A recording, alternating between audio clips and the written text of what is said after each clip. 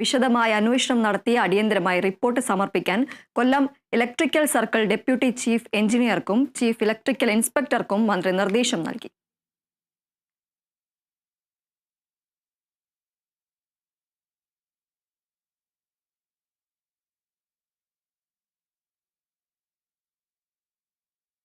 School കോമ്പൗണ്ടിലൂടെ line കമ്പി കടന്നു പോകുന്നതിനെതിരെ പരാതികളൊന്നും ലഭിച്ചിരുന്നില്ലെന്ന് Karunagappally executive engineer Shaji Thomas.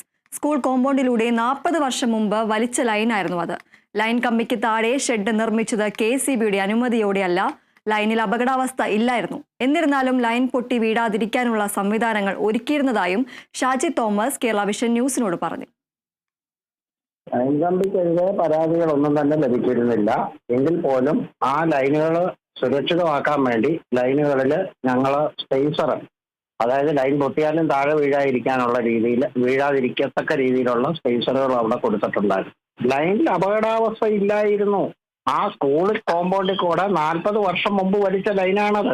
അതിനുശേഷം അതിന്റെ താഴെ ഒരു ഷെഡ് കൊണ്ടുവച്ചത് ഞങ്ങളുടെ അനുമതിയോടോ അല്ല, ഞങ്ങളുടെ അനുമതി അതിന് ആവശ്യമില്ല.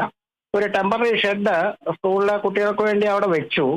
വെച്ചിട്ട് സ്കൂൾ മാനേജ്മെന്റ് ഒരിക്കലും കുട്ടികൾ അങ്ങോട്ട് അവിടോട്ട് എത്താതിരിക്കത്തക്ക രീതിയിൽ പലകൾ ഉപയോഗിച്ച് അവർ അടച്ചിട്ടുണ്ടായിരുന്നു അവിടെ. സ്കൂളിന്റെയും KCBയുടെയും അനാസ്ഥയാണ് മിഥുന്റെ മരണത്തിന് കാരണമെന്ന് RSP നേതാവ് ഉല്ലാസ് കോവൂർ. അധ്യയന വർഷം തുടങ്ങുന്നതിന് മുമ്പ് തന്നെ വൈദ്യുതി ലൈൻ